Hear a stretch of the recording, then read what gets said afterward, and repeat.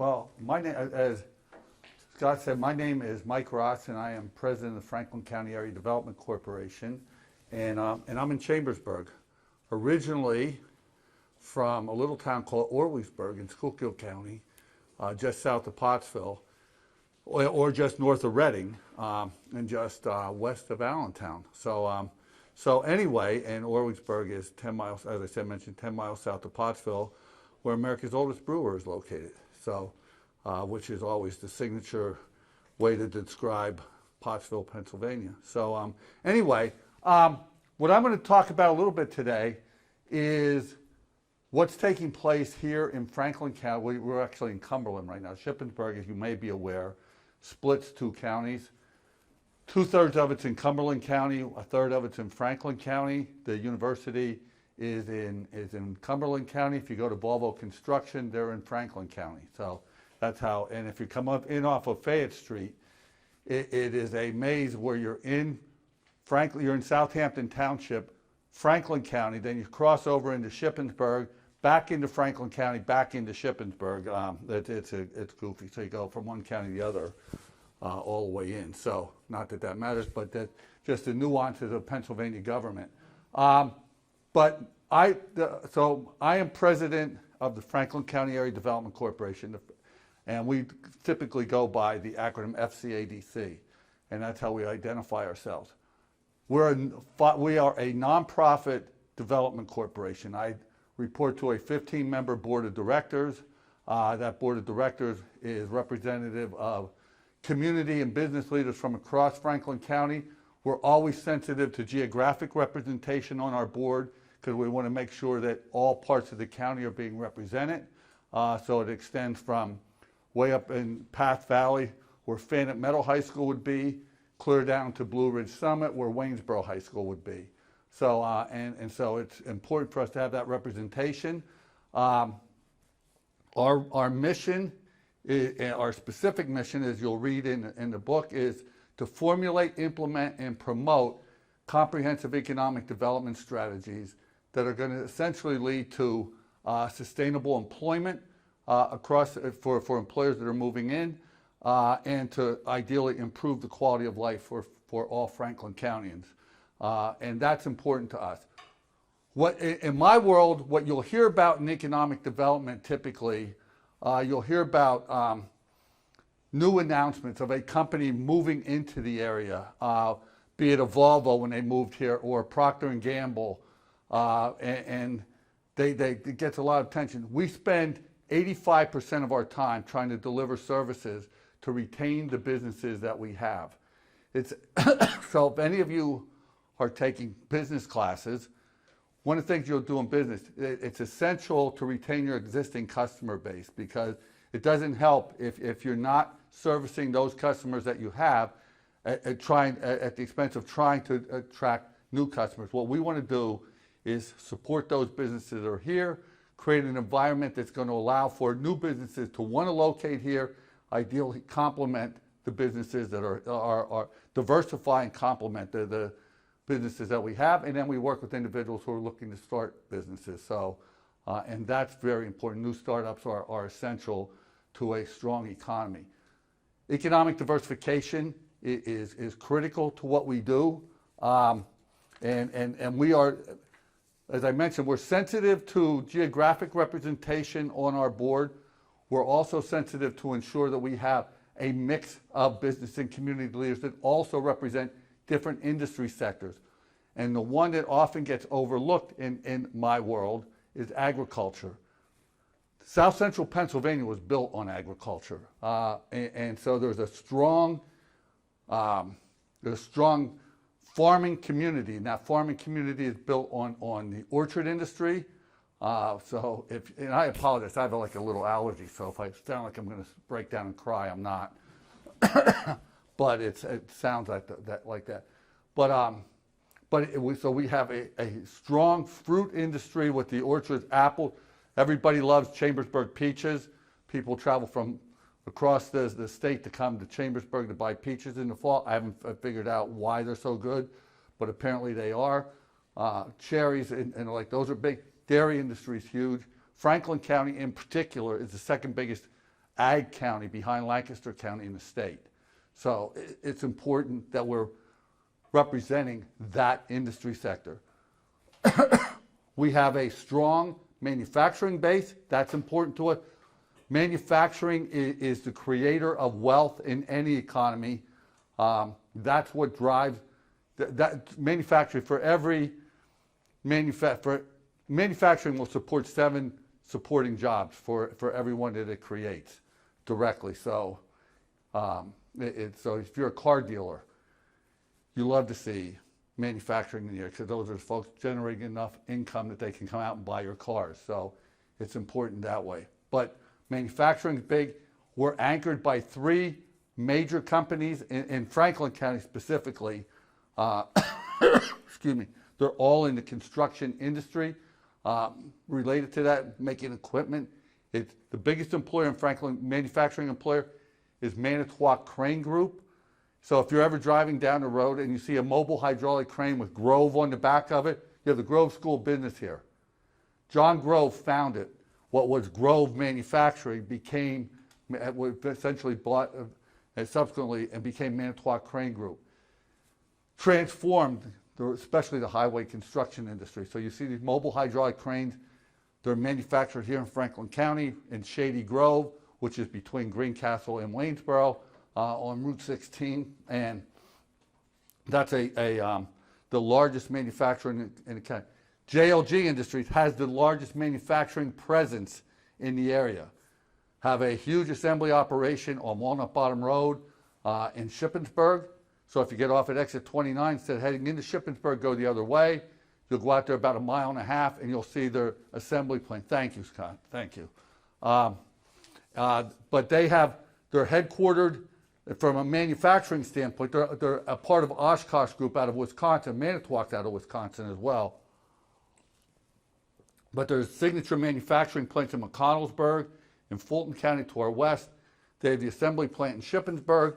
They have operations in Greencastle, and administratively they're in Hagerstown, Washington County, Maryland.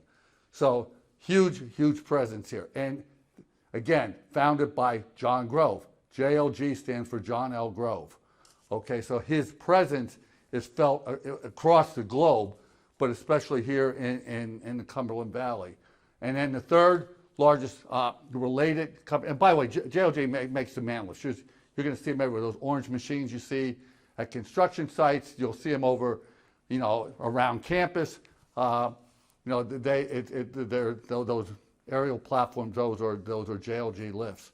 And the third one is Volvo Construction Equipment. Okay, which is located. Their headquarters for North America is here in Shippensburg, which is a big deal. And Volvo obviously is based. Actually, their headquarters are in Belgium. For this division, but and then Volvo Truck, which is a cousin of Volvo Construction Equipment. They do all the off-road stuff. They'll do, if you drive again by a construction site and see an earth mover, that could be a Volvo earth mover. Could be Caterpillar, could be Volvo, could be John Deere, but we always look for the Volvo ones.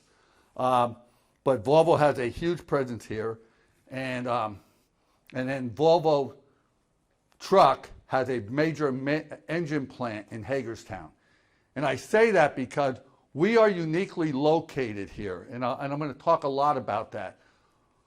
When you talk about South Central Pennsylvania, a lot of times the conversation shifts to a Lancaster, York, Harrisburg triangle. So it's about 25 miles between all 3 of them.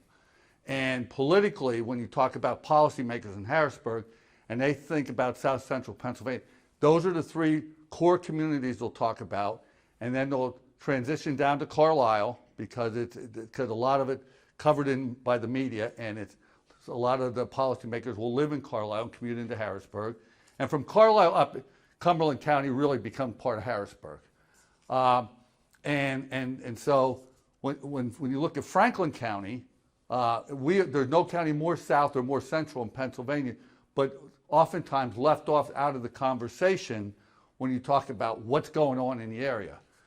So, and what we try to remind everybody is, I just mentioned Volvo has an engine plant in Hagerstown. Washington County, Maryland, which is the county where Hagerstown is, borders Franklin County. Okay, we are mirror images of one another, both in size and population. Okay, it's 11, and Hagerstown is probably the commercial epicenter of Franklin County. So if you live in Waynesboro or Greencastle or Mercersburg in Pennsylvania, that's effectively a suburb of Hagerstown. It's 11 miles through Maryland at that place. Then you get into Berkeley County, West Virginia, okay, which is, and the county seat is Martinsburg, West Virginia. And by the way, Interstate 81 goes from Franklin County to Washington County, Berkeley County to Frederick County, Virginia, okay, which is Winchester. Well, our tagline here is, we are 4 counties, 4 states, 40 miles. It's 40 miles, it's less than 40 miles from Greencastle, Pennsylvania to Winchester, Virginia. It's about 55 miles from Greencastle to Harrisburg. So you're actually closer to Winchester than you are to Harrisburg in Franklin County. And that's important because we are all impacted by what's taking place up and down, thank you, up and down the interstate. The biggest economic development project in the last 5 years, last 7 years that's taken place in our region was in Martinsburg, West Virginia, actually Tabler Station. If you're going down Interstate 81, exit 8 in Berkeley County is Tabler Station. Procter & Gamble, who has a major distribution center right out here, built a manufacturing facility down in Tabler Station. That project was originally intended to go to Shippensburg, and we simply couldn't accommodate it. Took up too much, more land and needed more rail service than we had available. But from my office, and I'm located at Wayne Avenue, exit 14, to the Procter & Gamble location, 35 minutes, straight down 81, 35 minutes. So when you think about that, it's 2 states away, 35 minutes. And so from a labor perspective, you'll have people from Chambersburg working down in West Virginia, from Maryland down there, from Virginia. So they're going to draw labor from around the region. But that connectivity is absolutely important. So then you have, in addition to that, we have a host of other original equipment manufacturers. But what happens when you have manufacturing, you get all the spin-offs. And one of the things you're finding out, United Auto Workers are in strike in Toledo, Ohio, right now. Okay, I don't know if you're following that or not. I heard this morning that 12 suppliers have already shut down. Okay, and that will have an effect because they build that supply chain around the original equipment manufacturer. So we have companies that manufacture hydraulic cylinders. They do fabrications of various kinds. That's a big deal. That's why manufacturing is so important.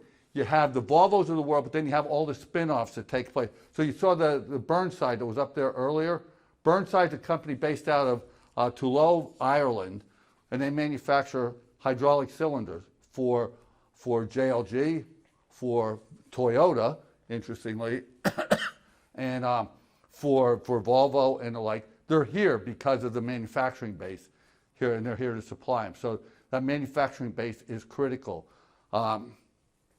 What's taking place now is, in the biggest visible economic impact for certain, and in a lot of ways the most, one could argue the most impactful in our lifestyle, is the number of distribution centers that are being built on Interstate 81. Okay, we are ideally located to serve for companies to be able to reach 100 million people within a 12-hour drive.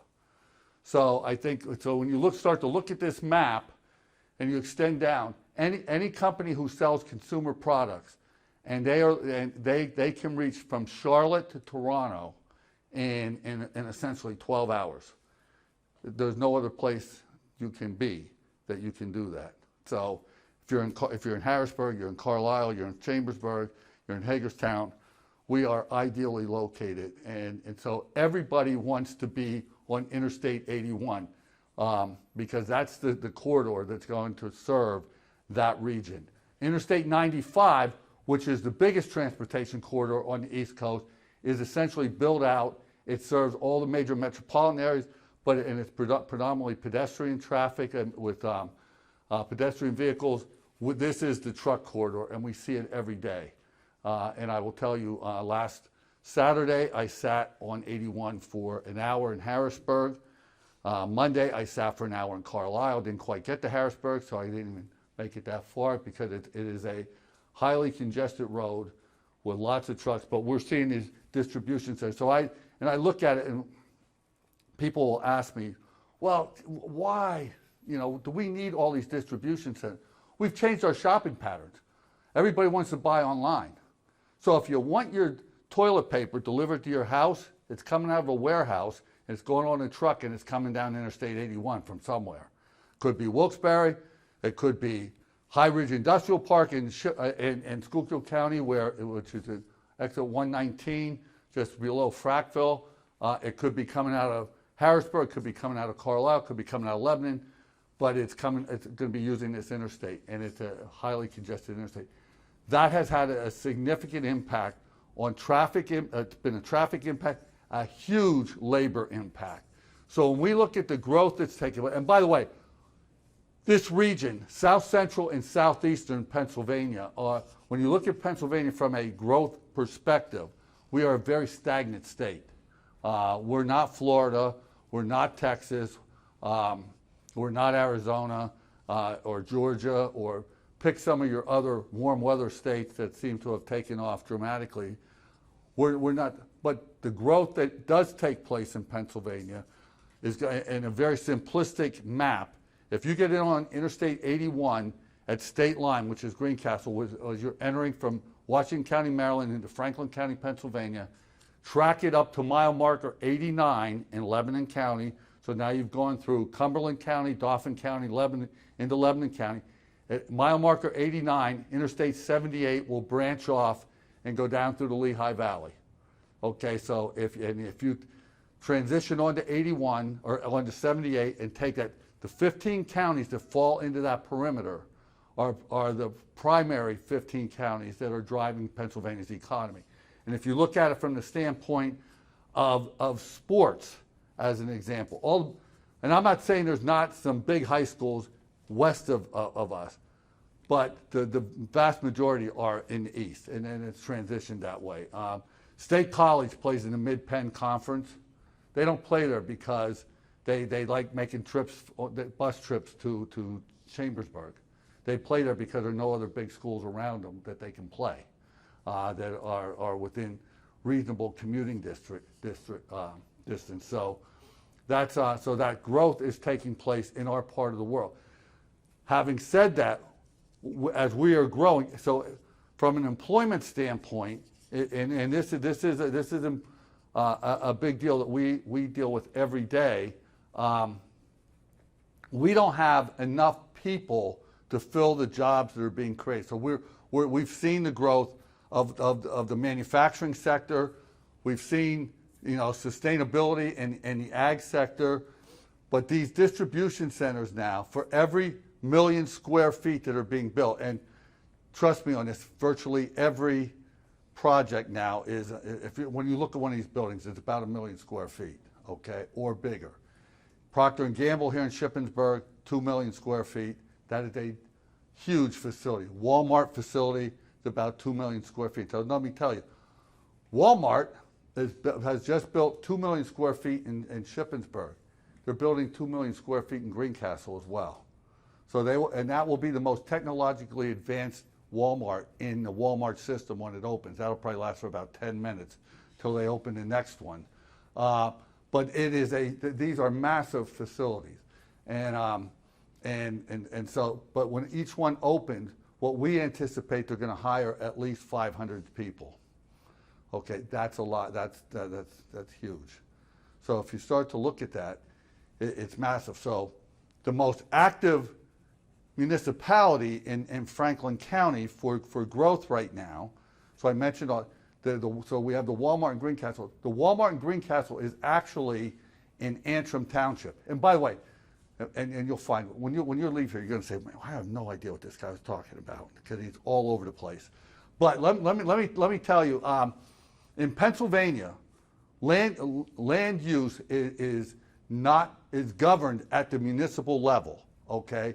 So, and in other states, it's often governed at a county level, In Pennsylvania, it's at a municipal level, and that's important to understand. Every time we're talking to a company that's looking to site a project in Franklin County, we have to give them a civics lesson on how this is going to work. So Antrim Township surrounds Greencastle. Everybody has a Greencastle address. You don't get a town, unless maybe Cranberry Township out in the western part of the state has a Cranberry Township address, but typically you're going to get the host community. So in Antrim Township, Greencastle is going to, but you're not in Greencastle. So Greencastle is governed by a 9-member borough council. Antrim Township is governed by a 5-member board of supervisors. They have different tax structures. They have a different land use policy, and you need to know where you're at. So let me tell you, so Antrim Township, and the way we refer to it, is at exit 3, primarily. It's exit 5 to exit 3, but the real growth is exit 3 to exit 1, okay? And if you drive down the interstate, and when you start to see the development that's taken place, there's been about somewhere around 10 million square feet of space that's been built in the last 5 years, to include the Walmart facility. There's about another 5 to 7 million square feet under construction or planned construction. It's a lot of square footage. In Washington County, Hagerstown, there's 10 million square feet under construction. So you put that in context. So if you say, and that's less than 10 miles away. So we're a different state, okay, but it's all congested in a 10-mile radius, all being served by Interstate 81. If you put that in context, and that 10-mile geography right there, you're looking at the potential of upwards of 7,500 jobs to be created. We don't have, and that's there. There's 1 million square feet being built at exit 10 right now. There's other projects being built and being planned in other parts of the county. That's 7,500 jobs in a 10-mile radius. There's no way in the world we can fill that. There's no way. And that's a problem so you hear the labor shortage. If you follow the news, they'll talk about the labor shortage across the country. Nowhere in the country is it more intense than on this interstate, and no more intense than from essentially Lebanon, or really Easton, down to Harrisonburg, Virginia on 78 and 81. It is unbelievable, and employers are struggling. So not only does it, so those are industry sectors we've talked about. Another one we talk about here is healthcare. Healthcare is a major, the biggest employer in Franklin County is WellSpan, and has a huge impact. And you have WellSpan, you have Keystone Health, you have Meadow Haven, which is a retirement village. You have a number of retirement villages, Quincy Home, Shook Home, and the like. They're all related to healthcare.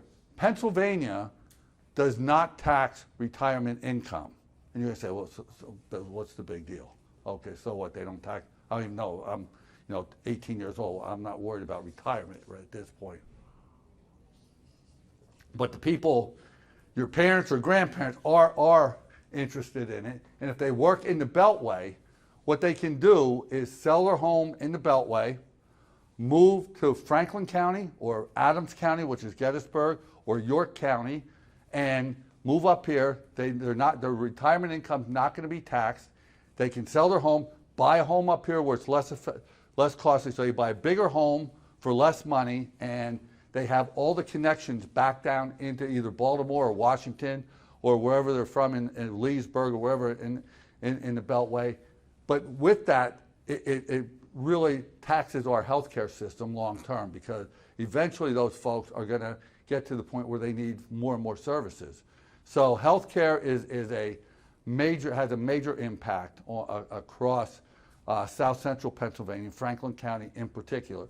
We have a housing, if you've ever heard of Penn National Golf Course Community, which is, and to describe it, it's in the middle of, when we show up at Penn National, it's like, where did this come from, man? I'm like, it's in the middle of nowhere, but it looks like I just drove into like Durham, North Carolina or something. It looked a beautiful, beautiful housing development. And their whole marketing strategy is targeted to the retirees of Washington. and it's worked very, very effectively. It's rated one of the 50 best places in the country to retire. So,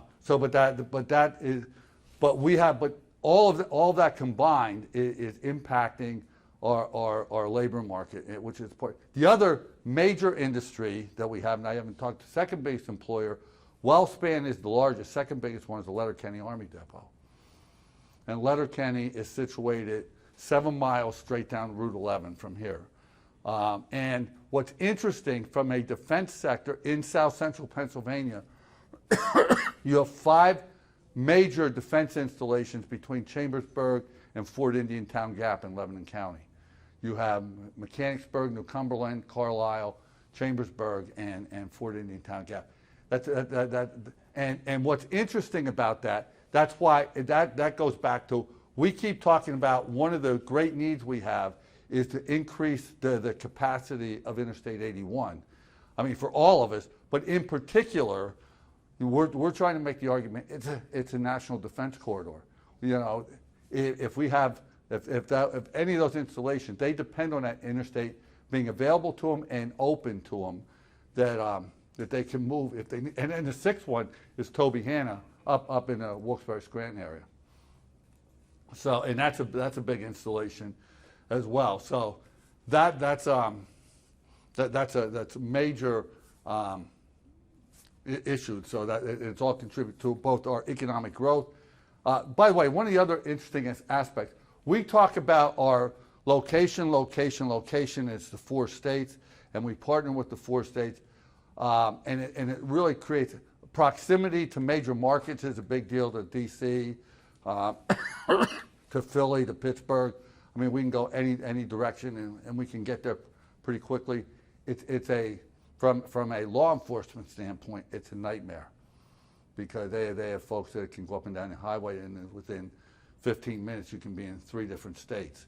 So and that can be problematic for them. So as we tout the wonders of 81 from an economic growth standpoint, they're not as excited about it if you're wearing a police uniform.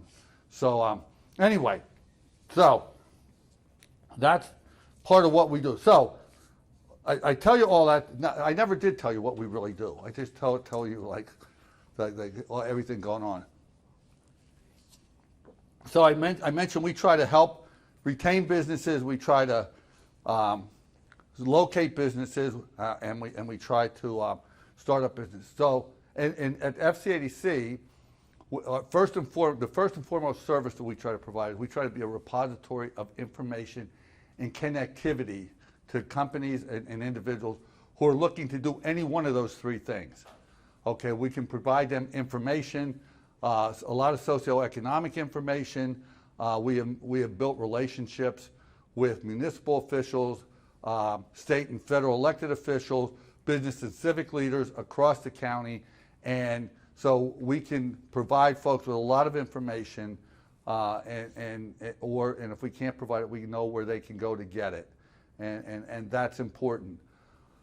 We provide site location assistance to companies, so we maintain an inventory of available sites and buildings from around the county. We're not a commissioned real estate office, but what we do when we have somebody who calls us and says, "Look, we want to expand, and we're looking to find a 10,000 square foot building, or we need to build a building," we want to be able to tell them what we know to be available and where they might be able to build or buy that building that they want. One of the challenges we're having along those lines is a lot of the property that had been originally available for development, it's still available, but a lot of it's been acquired by real estate investment trusts, which are publicly traded companies that have lots of money to spend. And they've come in and bought literally hundreds to thousands of acres, and they control. If you have somebody looking to build 1 million square feet, it's easier for them to find a location than somebody looking to build 5,000 square feet, where we don't have a lot of land available. So but we do the site location. We also administer our low interest financing programs that are available through the state. We are a certified economic development organization by the Pennsylvania Department of Community and Economic Development, which allows us to administer various loan programs that they have available. In Pennsylvania, economic development assistance is delivered through a network of nonprofit organizations like FCADC. So if you're in Bucks County and Doylestown, it's the Bucks County Economic Development Corporation. If you're in Lancaster, it's the EDC of Lancaster. If you're in Bedford, it's the Bedford County Economic Development Group. If you ever hear Betty Slayton, ever read about her in the news or anything out there, she runs the economic development in Bedford County, Bob Cormack in Bucks County. But it's delivered through a network of nonprofit. So we can provide low cost financing to companies that are looking to really, it's fixed asset financing. If they're looking to buy a building, expand a building, buy machinery and equipment, there are programs that can subsidize the interest rate to make that far more attractive. And typically state financing is tied to job creation or retention, so which is creating somewhat of a problem for companies because we have one that we've supported a couple of years ago. It's usually a 3-year, you have an opportunity to meet your employment criteria. A company called us and said, we've been trying to hire, we're 5 people short of where we're supposed to be. We're doing that. We've been advertising for, we can't find anybody, and it's a problem. I mean, we don't know what to do, and we don't want to be penalized because we couldn't hire somebody. We're doing everything we know, and that's becoming more a common theme across all counties. It really, and it's something I think the state needs to take a look at as to how they could tie their financing to something other than just job creation. So we do the low interest, and we administer our own revolving loan fund that we created back in 1996. So where we can lend money to small businesses, and ours is intended to look at a much broader eligibility than what the state does. It's not so much industrial or manufacturing. Ours can be to anybody looking to start a business or grow. As long as you have fewer than 100 employees, we can help. So we do financing, we do information, we do site location, and again, and I can't overemphasize, we have built relationships, and we connect folks all the time, and we're involved in everything from workforce development initiatives, early learning initiatives. And by the way, when you start to look at workforce development strategies, I'm going to argue that the biggest investment that we can make as a society is in early childhood education programs. It's in making sure that we are creating the support, the opportunity for more kids to be prepared to enter school. And that's a long-term investment, but I think that's critical to building a future workforce. And so I'm a big proponent of programs like Head Start and preschool education in general as a place where we need to invest our money. But workforce development is a challenge. So, in looking at, and the other things that are needed, so when we're trying to address the challenges, as I said, the challenges we have in south central Pennsylvania, very candidly, are good. I mean, if we're going to have challenges, it's managing growth. And as I mentioned, we're municipally driven, so planning and growth management strategies can oftentimes be an academic conversation. You can, in this classroom, you can create the ideal circumstances as to how to plan for growth. When you're working at a municipal level, you're trying to bring folks that township supervisors often look at their municipality like they own it, okay, and they plan like it's their kingdom, and don't tell them what to do, and so it's trying to make sure you're working, and from our standpoint, building relationships so everybody understands what we're trying to do and how they can participate in helping us. But across the region, and especially in Franklin County, we need, how, if we're going to bring in more workers, we need more housing. We need more of, workforce housing. Interestingly, affordable housing, when you start talking about affordable housing, for policymakers, the connotation is often not positive, but we need more workforce housing that can be built so that folks, if they're going to come here, they have a place that they can live. And the other thing we need to start to take a much harder look at here is we lack a public transportation system. And so for those who would be, if they had transportation, may be able to accept positions at whatever their career choice might be, but they need to be able to get there, and we have to start looking at how we can create a public transportation system and make it work. And that's hard to do. There is no public transportation system in the country that operates profitably. They operate effectively with a lot of subsidies. So if you're down in Philly, SEPTA doesn't make its money on ridership, because if they did, they'd have to be charging more money than you could afford to pay. But we need to look at how we can subsidize a system here that would allow us to address our needs. So that's a major challenge in addressing the workforce and the labor shortages that we have. The other thing is, Franklin County just developed they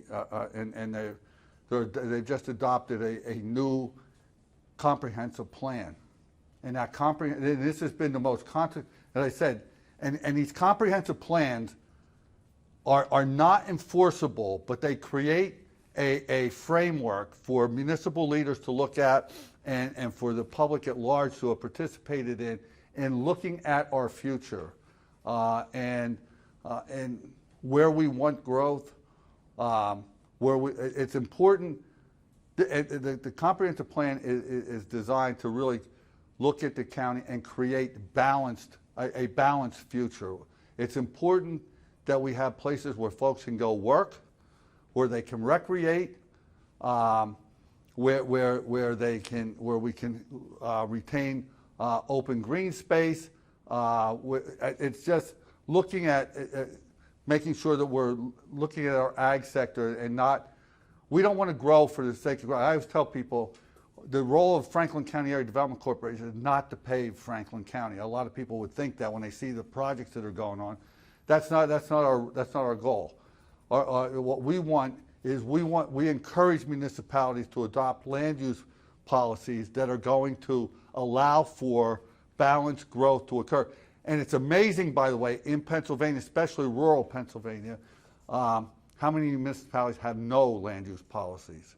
So when that happens, you can have development, and somebody says, well, who let that happen? It happened because it could, and there was no framework to stop it. So it's important to understand, again, it goes back to the power of municipalities in Pennsylvania to govern land use policies.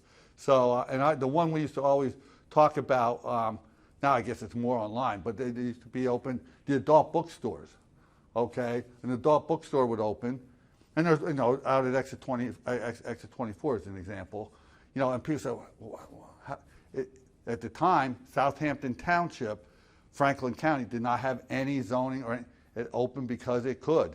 And then once it's open, then there's not much you're going to do about it. Okay, you can protest all you want, but you're not going to change what's already happened. The only thing you can do is prevent another one from opening somewhere else within the township. So just a real quick. So speaking of municipalities, you want to confuse folks here in Shippensburg. Are you familiar with the municipal governance in the area and where you are? So in Franklin, so what you have in the greater Shippensburg area, so if you're looking at locating here and you're trying to figure out where you are, you have Southampton Township, Franklin County on one side of Shippensburg. You have Southampton Township, Cumberland County, different municipality on the other side of Shippensburg. You have the borough of Shippensburg, and then you have Shippensburg Township. Okay, so like the casino, that's in Shippensburg Township. Okay, if you go to JLG on Walnut Bottom Road, you're in Shippensburg or Southampton Township, Cumberland County. If you go to Volvo, you're in, most of it's in Southampton Township, Franklin County, a little part of it in the borough of Shippensburg. So if you want to confuse folks, you know, it's like, I have no idea where I am, why I'm here, but that again leads to some of the challenges we always have. So with all that, anybody have any questions about anything that's going on? Autumn, I think that's your cue to start. Yeah. All right. So I think you're one of our 6 questions. Go ahead. So introduce yourself. I'm Autumn. First day. So in the report, Where's tomorrow, first day?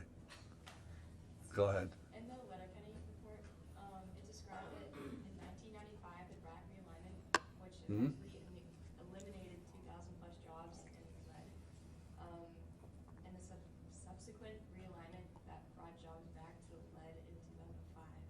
So can you help us better understand the short and long-term consequences of that decade-long shutdown? So what happened at Letterkenny? To your point, it was what we've heard as BRAC in 1995 with the realignment. A lot of people thought it closed. It didn't, and we did have a couple things that happened at the time. It went from it being a closed base to an open base, meaning that before you'd have to go through security to be able to drive through.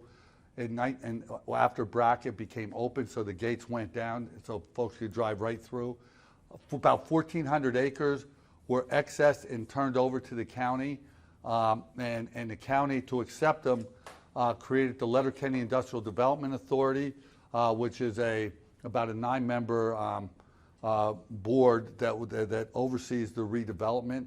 And of those 1,400, a lot of it's been redeveloped to the extent that it can with the private sector, and there's a whole host of businesses that have located everywhere from a clothing manufacturer to a staircase manufacturer to we had Head Start out there at one point. We have a welding training school out there. There's a whole, but there's about 1,000 jobs now that have been created in the private sector.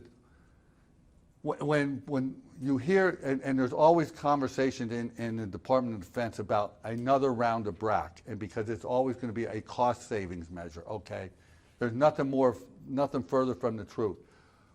BRAC was supposed to be implemented. The transfer of property was supposed to occur within a 6-year period. So BRAC happened in 1995, and by 2001, we were to have taken down all of the land, okay?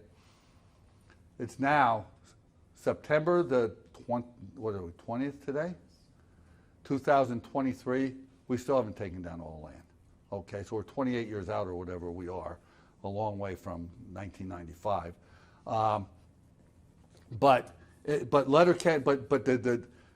And then employment dropped, and then there was a resurgence when we went after 9/11, when we went to Iraq and Afghanistan.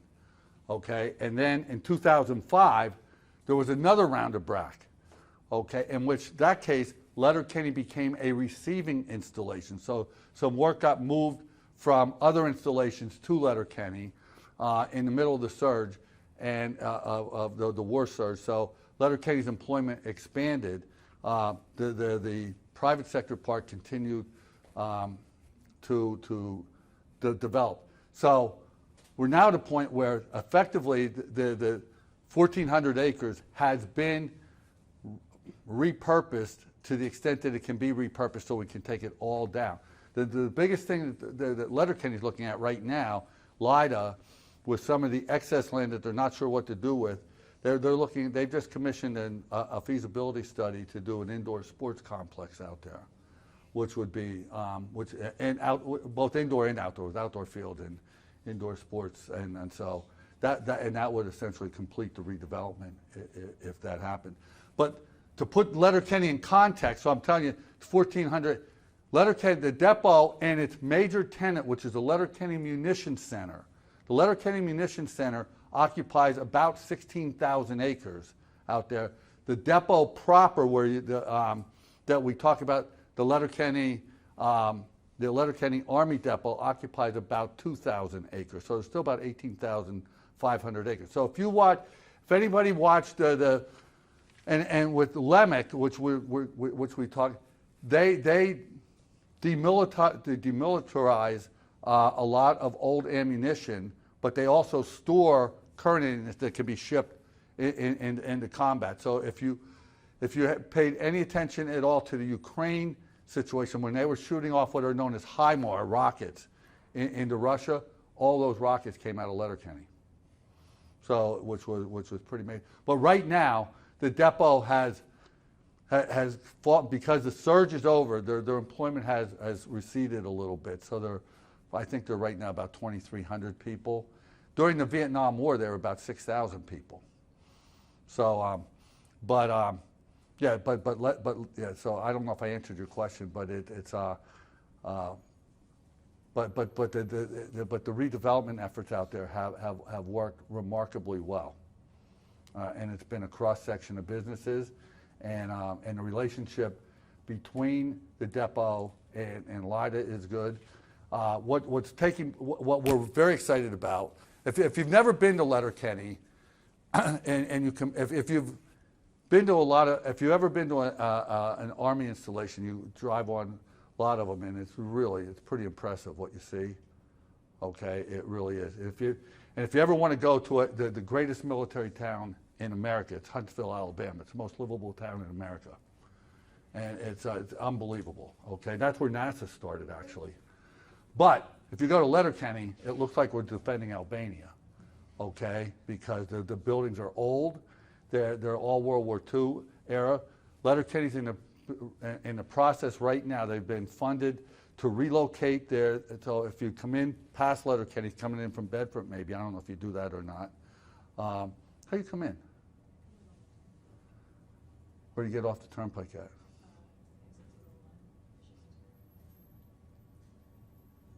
Don't you come by? I don't know. But anyway, I forgot what I was even talking about. But they're gonna relocate their employee entrance, and that's gonna trigger what we think will be probably about a $500 million.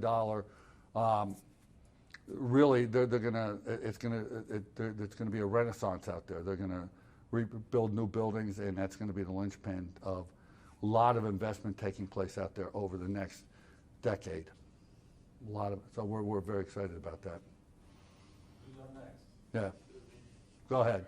So you already mentioned this, but Franklin County's economy relies heavily on manufacturing, which accounted for about 9,800 jobs and added an estimated value of $1.3 billion to the economy in 2016. Are there any concerns that these jobs may disappear over the next decades as widespread automation threatens the majority of jobs in the manufacturing? No, I'm not concerned about. I think the skill sets will start to change, and companies a lot of AI is going to start to be incorporated. It's very expensive though to deploy AI, but I think that I don't anticipate any significant shift in the numbers, but I do think there's going to be a shift in skill sets for sure. And that's so. To put that in context, on the distribution side, I mentioned the Walmart facility in Greencastle being the first 100 people they're looking to hire down there. They want to have a background in mechatronics, which is mechanical and electrical engineering essentially, to run their technology. But yeah, so I think that's happening. But you have certain core skills like welding. That's still important. We own a welding. I mean, we own the building in which a welding training center is set up out at Letterkenny, and that's post-secondary training, and the enrollment has been very strong. And that's a career, and companies are looking for welders, and they're looking for machinists as well. And that world has changed, because being a machinist today is being more of a programmer than it is operating a manual. It's your grandfather's manufacturing days are over. I mean, you walk in and you're dressed like you. You're going to walk out. You're not going to necessarily be dirty at the end of the day, but you may and the technology, which has already been in place for a number of years, you may be operating three different machines, but because they're all programmed such. Other questions? Go ahead. Okay, so how do you determine what industries to expand or invest in? Is the determination based on the multiplier effect, more on a cost-benefit analysis, or something else? How do we determine what businesses we're going to invest in? Yeah. It's interesting. We don't pick winners and losers. Our programs are designed to help business. So we don't, as FCADC, we invest in buildings at times, but we don't invest in businesses per se. We will finance those businesses if they're looking for. And when we do our financing, we never do. If somebody comes to say we want to buy a $300,000 widget machine, okay, we're not going to provide all the financing because we're going to partner with either a conventional lender or the state or somebody else in that deal, where we'll finance part of it and they will. But no, I think our hope is always, and we try to seek out a lot of different projects. We just funded an expansion of a mental health counseling service last week. So if people they're buying a building down in Greencastle, but mental health counseling is so important to a lot of employers at this point. So it's a support. So we look at projects that are going to create. Again, we're trying to be as diverse as we can, but we love to see a lot of the manufacturing businesses because there is a bigger multiplier effect with them, and it's companies.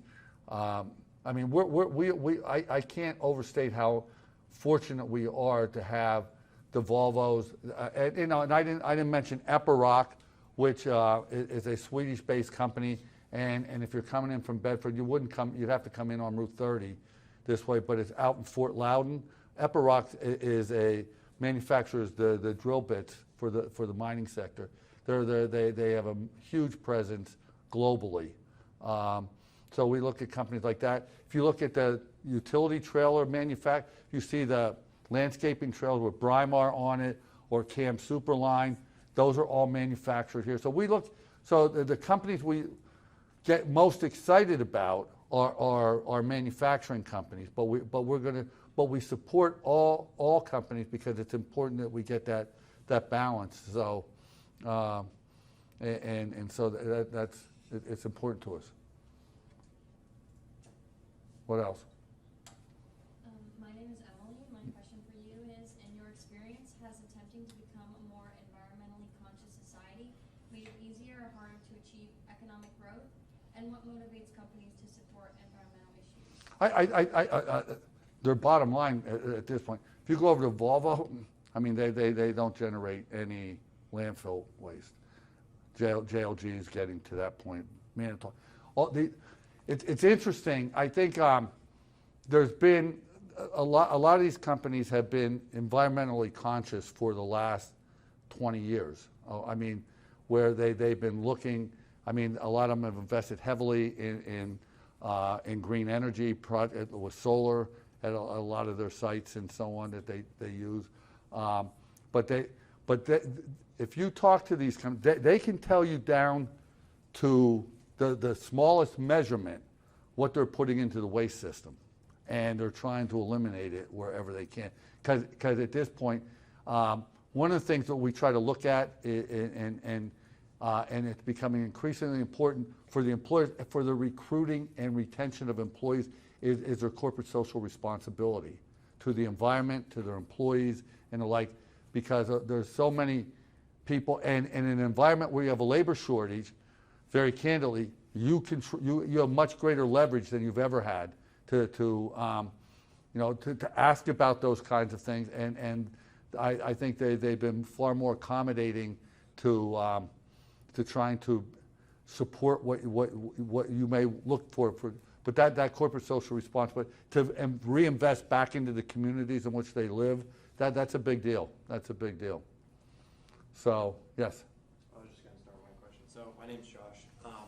You talked about the importance of 81, and in our Letterkenny report that we read, we also saw about the multimodal facilities and how the rail industry also plays into that. But like over time, we've learned that the rail industry has declined. So I was just wondering what your thoughts are on like the importance of the rail industry. It's still very important. It's interesting. We just got an inquiry this week from a Spanish-based company, a woodworking company that wants to be here, and they're looking for rail served sites. The intermodal terminal, it's interesting right now. Heavy investment in the CSX intermodal terminal in Chambersburg, which has exceeded all their expectations and continues to exceed their expectation. The Norfolk Southern intermodal terminal is right now shut down. Okay, it's because they've moved a lot of what their overflow up to Harrisburg right now, where they still have some capacity. We expect that to change, but rail is still important for certain industry sectors. The auto industry, it's very important too. The paper industry, very important, and we have a company, Franklin Storage and Logistics. You may see their trucks going up and down the highway.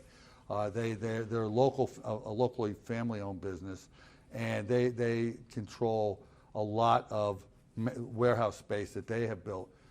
They bought property at Letterkenny specifically because it was rail served, and they want those sites to be available, and they don't want to see it get developed with a non-rail user and then find out they have a rail customer and they don't have anywhere to go. So, but yeah, rail it's still, and it's important to Letterkenny too. Yeah, because Lemmick uses a lot of rail, and they're looking to upgrade their whole rail system. Yeah. Go ahead. My name is Logan. I know we've already talked about shifting industrial mixes with how we were second top in agriculture and shifting skill sets in automation. But my question for you is, from what you've seen personally in Franklin County, what do you expect the industrial mix to be in the next 20 years? And can you share some specific success stories and notable projects that the FCADC has undertaken under your leadership? Yeah, that's a great question. Looking out 20 years, I would. A lot's going to. I see. What's going to be interesting, and this is a concern. If we shift the way we distribute products, we're going to be looking at a lot of adaptive reuse. We could have lots of sports facilities because that's always a concern, because we have these mega distribution centers that are built on the premise that they're going to be, they're going to be as productive 20 years from now as they are today. That's a concern. I like to believe that our core industries, our core mix is going to primarily stay the same. But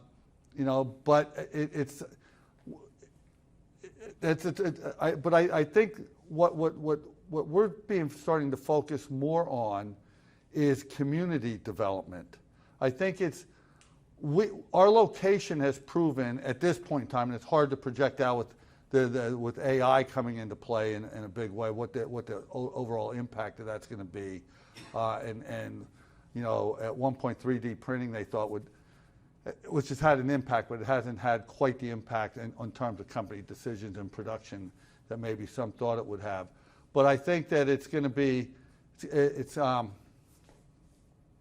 I think 20 years, I think we'll be retaining our primary, but we have to invest in our communities. As I mentioned, I don't see us changing as a location at all, and we're going to try. We need to attract more people into the area, and so and you have a lot of options, and it's Pennsylvania, and this is, I think, a concern for Pennsylvania. If we're going to retain young people, so let me put it in context for you. In Pennsylvania, we incentivize the retention and growth of old people, and I'm part of that. Okay, so I mean, we don't tax retirement income. Beauty of that is we get retirees to move in here.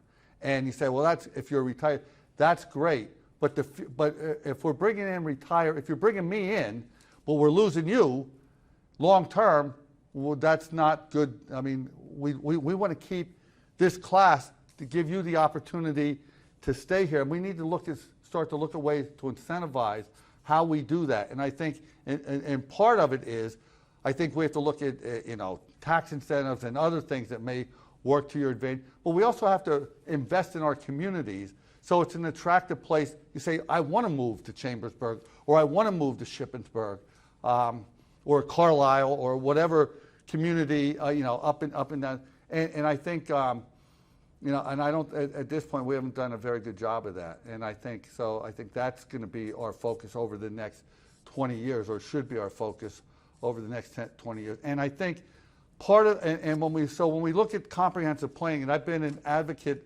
for this for a long time, a lot of communities do a visioning process where what do you want the community to look like over the next 20 years? What do you want the county to look like over the next 20 years? While I can maybe contribute a little bit to that, you all can contribute a lot more, because it's what do you want to see? It's your vision, and so we need to be engaging young people a lot more in that process than we have historically, because I think it's interesting when sometimes if you ask me, like, what should we be doing with certain development, people, Chambersburg Mall, perfect example. So biggest anchor that they want out there is a grocery store, okay? For a lot of young people, when they start looking at community vision, they don't even talk about a grocery store anywhere. It's like, well, we can get it online, or we'll get it delivered, whatever. We don't need a grocery store. Would not be the first thing we're looking at as part of a reuse strategy. But so I didn't answer your question. In terms of how we see it over the next 20 years, other than we need to be looking at investments in housing and education, those two in public transportation, so that we can better support our population and be a more attractive place. I think, and generally speaking, South Central Pennsylvania is a great place to be. But I think that if we want to continue to elevate the quality of life, we've got to start to make those investments. And I do have some of the things. By the way, one of my major focus points right now, I am co-chairing a capital campaign to raise money to build a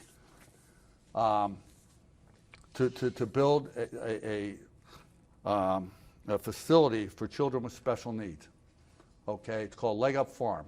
And if you're from York, you may be familiar with Leg Up Farm. We're trying to bring Leg Up Farm to Franklin County because the number of children, or the number of families who have special needs is off the charts, and they all need assistance. But it's a quality of life endeavor for us.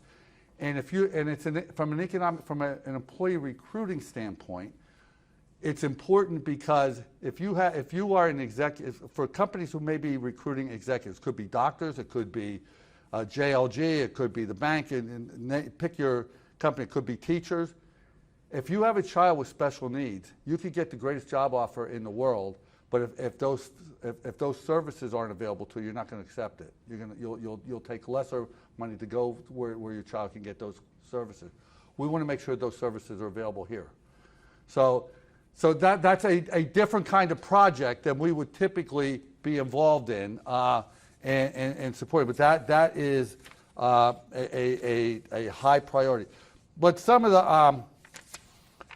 the projects we're working on right now, we're working very closely, and we have with Martin's Potato Rolls, who's doing a huge expansion. So if you eat, Martin's Potato Rolls, they're like the greatest potato rolls in the world. Okay. Interestingly, they are doing a $114 million expansion, and it's for them on the manufacturing side, but it's to produce product to be shipped into the Middle East. So and then they think in 5 years they'll be doing another expansion that will support Europe. and their sales into Europe right now. Burnside America, which is an Irish company that I mentioned, the hydraulic cylinders. But projects that we've been involved with over the years, the Volvo, it started in terms of big projects with the Food Line Distribution Center in Greencastle, which is 1,300,000 square feet. And that was at a time when there were no distribution centers, and that was a huge deal back then. And if you drive down Interstate 81, it's 1.3 million square feet you can't see from the interstate. And it's there, and it's right off the interstate.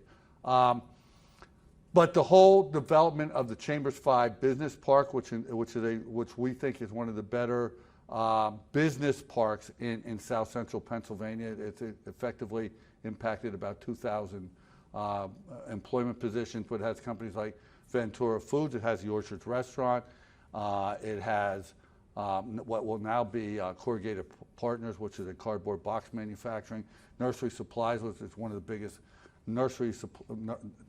flower pot manufacturers you're going to find anywhere, based originally from Bucks County. They came over. You know why they came?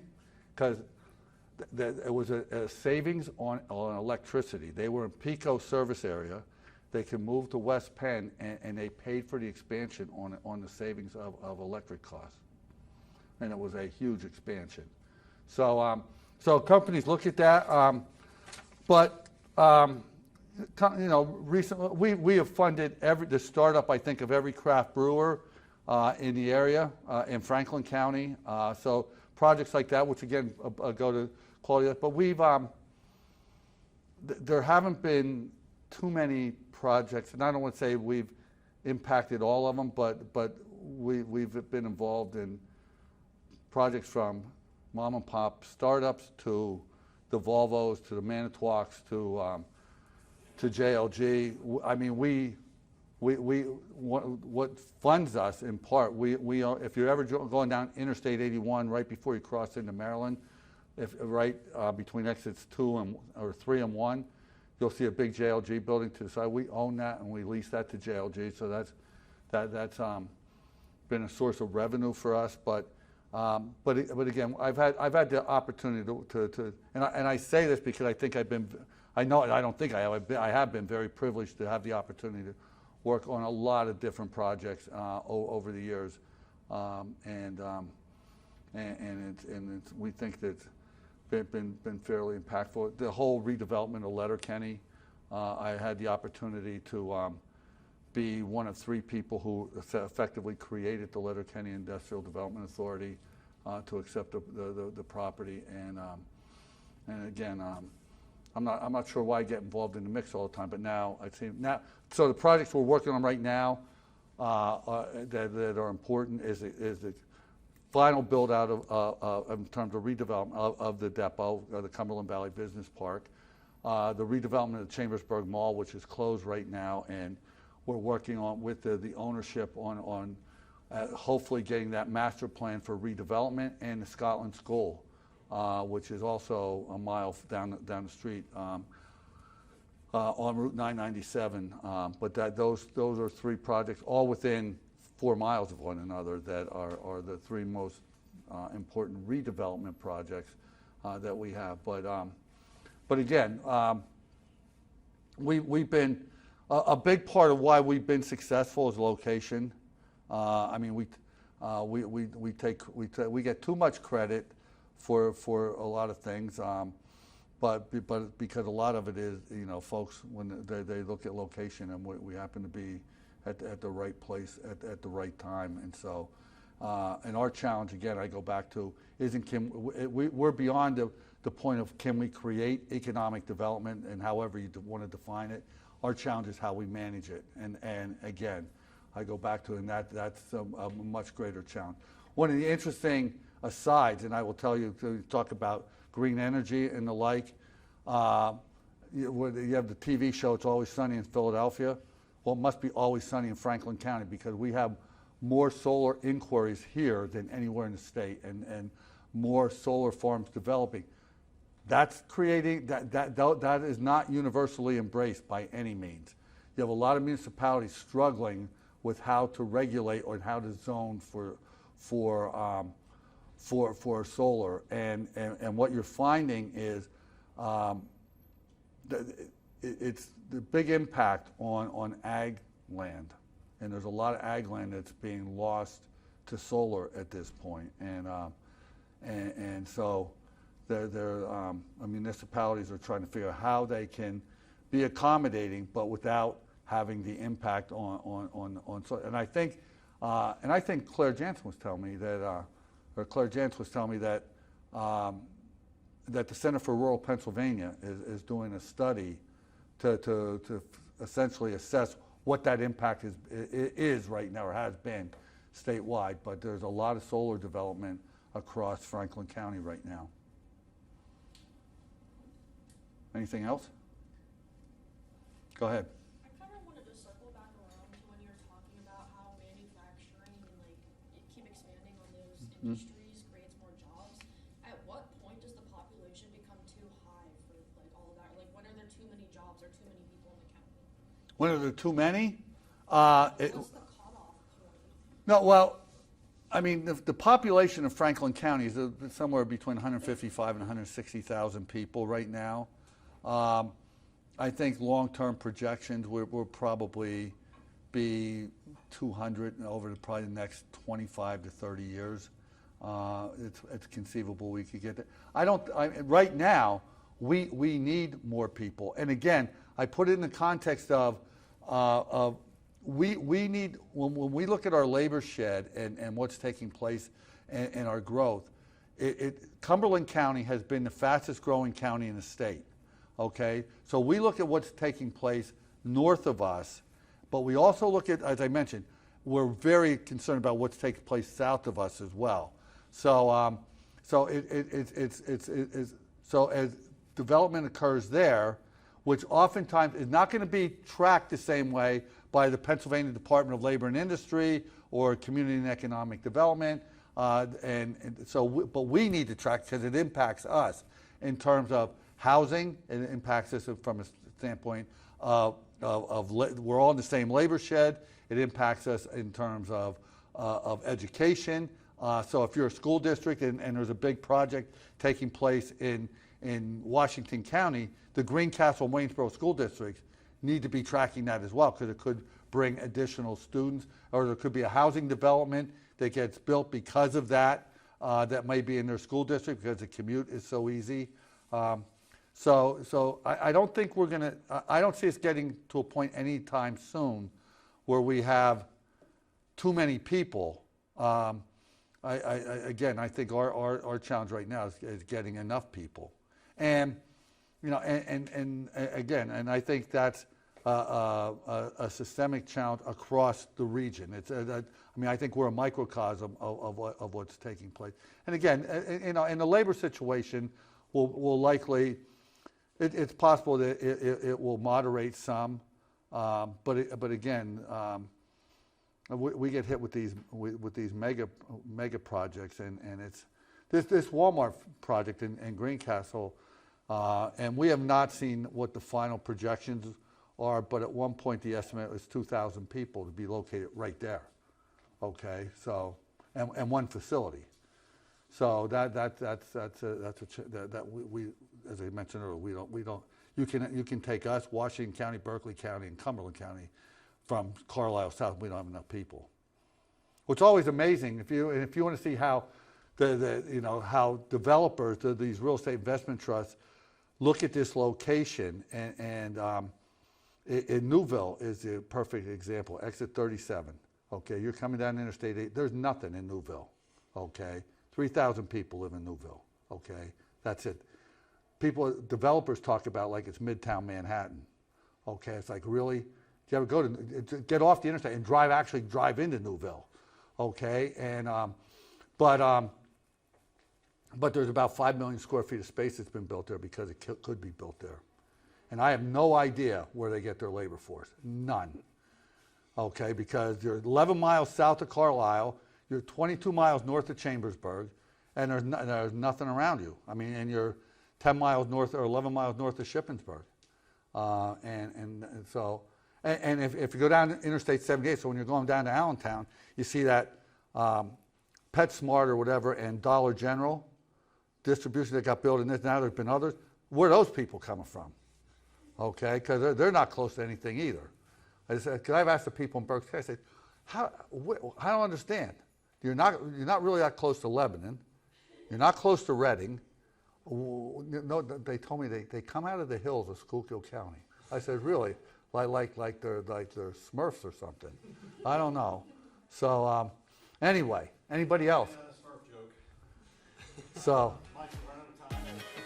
good. so anyway, so no, it's been a pleasure. So thank you, and